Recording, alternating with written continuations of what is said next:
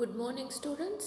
In the previous session on correct the errors, I told you out of 5 or 6 questions which come in correct the errors, majority of them will be from subject verb agreement component. ಅಂದರೆ ನಾನು ನಿಮಗೆ ಹಿಂದಿನ ಸೆಷನಲ್ಲಿ ಹೇಳಿದ್ದೆ correct the errors ಪಾರ್ಟ್ನಲ್ಲಿ ಕೊಡುವಂಥ ಪ್ರಶ್ನೆಗಳಲ್ಲಿ majority ಪ್ರಶ್ನೆಗಳು subject verb ಅಗ್ರಿಮೆಂಟ್ನಲ್ಲೇ ಮಿಸ್ಟೇಕ್ ಎರರ್ಸ್ ಕೊಟ್ಟಿರುವಂಥದ್ದು ಇರುತ್ತೆ. ಸೊ ಹಾಗಾಗಿ ಸಬ್ಜೆಕ್ಟ್ ವರ್ಬ್ ಅಗ್ರಿಮೆಂಟ್ನ ಚೆನ್ನಾಗಿ ನೀವು ಓದ್ಕೋಬೇಕು. ಸೊ ಈಗ first question I told you either as in the previous session same kind of question has appeared. ಮತ್ತೆ ಅದೇ ಥರದ ಪ್ರಶ್ನೆ ಬಂದಿದೆ, either Ravi or Rajesh were at fault ಅಂತ ಇದೆ. In any subject verb agreement error, first you have to identify the subject and the verb ಯಾವುದು subject ಯಾವುದು ಅಂತ ಗುರ್ತು ಮಾಡ್ಕೋಬೇಕು. Now I told you verbs come in only 4 categories. 4 ಕ್ಯಾಟಗರಿಯಲ್ಲಿ ಮಾತ್ರ verbs ಬರೋಕ್ಕೆ ಸಾಧ್ಯ ಇದೆ ಸಬ್ಜೆಕ್ಟ್ ವರ್ಬ್ ಅಗ್ರಿಮೆಂಟಲ್ಲಿ. ಒಂದು ಮೇನ್ ವರ್ಬ್ಸ್ ಅಥವಾ ಕ್ರಿಯಾಸೂಚಕ ಪದಗಳು, ಅಥವಾ ಬಿ ಫಾರ್ಮ್ಸ್ ಅಥವಾ ಡೂ ಫಾರ್ಮ್ಸ್, ಅದು ಇಲ್ಲಾಂದರೆ ಹ್ಯಾವ್ ಫಾರ್ಮ್ಸ್. ಈ 4 ರೀತಿಯಲ್ಲಿ ಮಾತ್ರ ಬರೋಕ್ಕೆ ಸಾಧ್ಯ ಇದೆ. ಈಗ ನಮ್ಗಲ್ಲಿ ಕಾಣಿಸ್ತಾ ಇದೆ ಮೊದಲನೇದು either Ravi or Rajesh were at ಫಾಲ್ಟಲ್ಲಿ ಮೊದಲನೆಯದು ಕೊಟ್ಟಿರುವ ಮೊದಲನೆಯ ಐದರ್ ರವಿ ರಾಜೇಶ್ ಇವರೆಲ್ಲ ಸಬ್ಜೆಕ್ಟು. ನಮಗೆ ಫಸ್ಟ್ ಕಾಣಿಸ್ತಾ ಇರುವ ವರ್ಬ್ ಯಾವುದಪ್ಪ ಅಂದರೆ ಬಿ ಫಾರ್ಮ್ ಪಾಸ್ಟ್. ಪಾಸ್ಟ್ನ ಬಿ ಫಾರ್ಮ್ ವಾಸ್ ವರ್, ಅದರಲ್ಲಿ ವರ್ಕ್ ಕೊಟ್ಟಿದ್ದಾನೆ.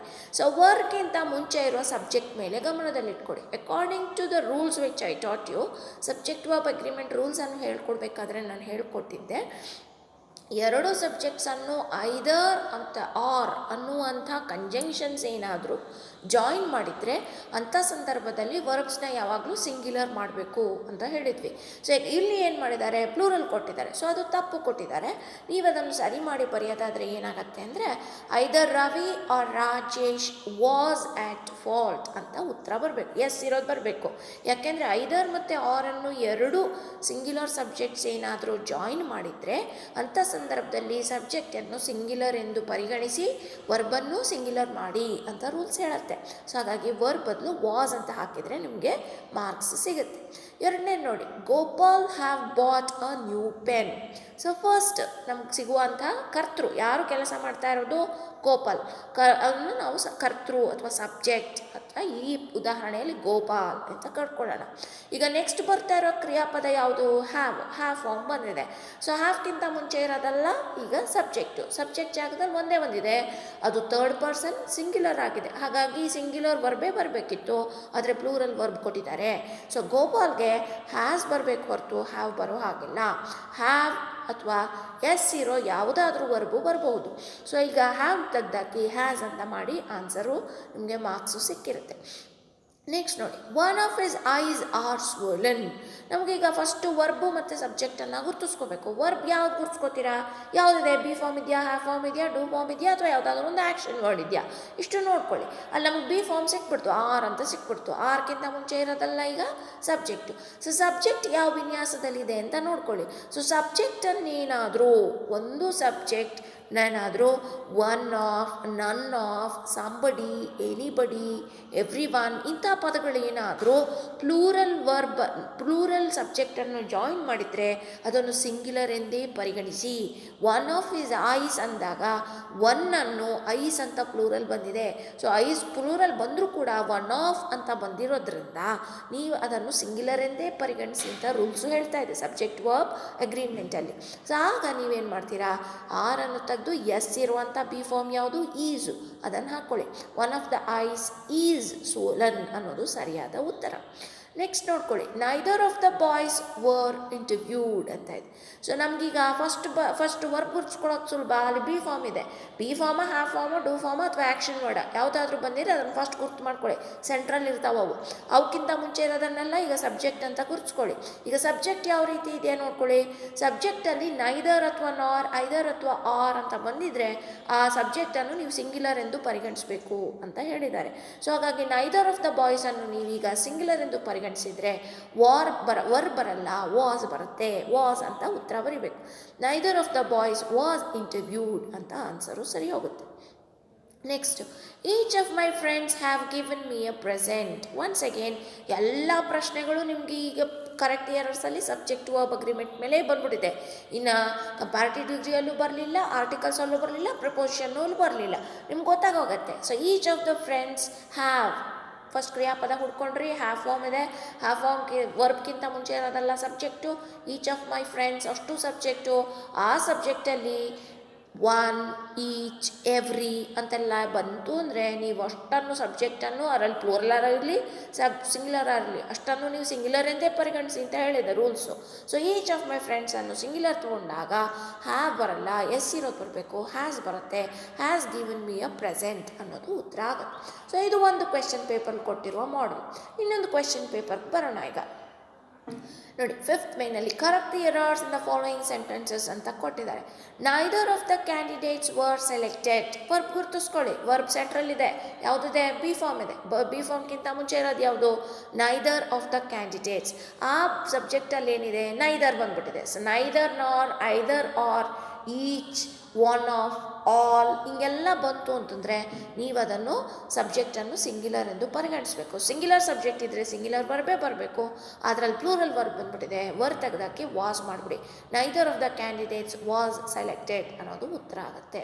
ನೆಕ್ಸ್ಟ್ ನೋಡಿ, Mayank go for A walk every morning. ಕ್ರಿಯೆ ಕೊಟ್ಟಿದ್ದಾರೆ. ಇಲ್ಲಿ ಕ್ರಿಯೆ ಯಾವುದು? ಗೋ, ಹೋಗುವ ಕ್ರಿಯೆ. ಮೇನ್ ವರ್ಬ್ ಕೊಟ್ಟಿದ್ದಾರೆ. ಮೇನ್ ವರ್ಬ್ಗಿಂತ ಮುಂಚೆ ಇರೋದು ಮಾಯಾಂಕ್. ಮಾಯಾಂಕ್ ಏನು? ಒಂದೇ ಒಂದು ಪದ ಇದೆ, ಅದು ಥರ್ಡ್ ಪರ್ಸನ್ ಆಗಿದೆ, ಸಿಂಗ್ಯುಲರ್ ಆಗಿದೆ, ಆದರೆ ಪ್ಲೂರಲ್ ವರ್ಬ್ ಕೊಟ್ಬಿಟ್ಟಿದ್ದಾರೆ. ಸೊ ಈಗ ಮಯಾಂಕ್ ಅನ್ನೋನು ಒಬ್ಬನೇ ಒಬ್ಬ, ಥರ್ಡ್ ಪರ್ಸನ್ ಸಿಂಗ್ಯುಲರ್, ಗೋ ಬದಲು ಗೋಸ್ ಅಂತ ಮಾಡಿ. Mayank goes for A walk every morning ಅನ್ನೋದು ಸರಿಯಾದ ಉತ್ತರ. ನೆಕ್ಸ್ಟ್ ನೋಡ್ಕೊಳ್ಳಿ, Charishma is most intelligent student in the class ಅಂತ ಇದೆ. ಸೊ ಈಗ ನೀವೇನು ಮಾಡಬೇಕು? ಇದು ಮೋಸ್ಟು, ಮೋರು ಅಂತೆಲ್ಲ ಬಂದಾಗ ಅದು ಡಿಗ್ರೀಸ್ ಆಫ್ ಕಂಪ್ಯಾರಿಸನಲ್ಲಿ ತಪ್ಪು ಇದೆ ಅನ್ನೋದು ಅರ್ಥ ಮಾಡ್ಕೊಳ್ಳಿ. ಈಗ ಚರಿಷ್ಮಾ ಈಸ್ ಮೋಸ್ಟ್ ಇಂಟೆಲಿಜೆಂಟ್ ಅಂತ ಹೇಳ್ತಾ ಇದ್ದಾರೆ. ಮೋಸ್ಟ್ ಅನ್ನೋದು ಸೂಪರ್ಲೇಟಿವ್ ಡಿಗ್ರಿ. ಸೂಪರ್ಲೇಟಿವ್ ಡಿಗ್ರಿಲಿ ಯಾವಾಗಲೂ ಅದಕ್ಕಿಂತ ಮುಂಚೆ ದ ಬರಲೇಬೇಕು ಅಂತ ರೂಲ್ಸ್ ಇದೆ. Charishma is the most intelligent student in the class ಅನ್ನೋದು ಸರಿಯಾದ ಉತ್ತರ.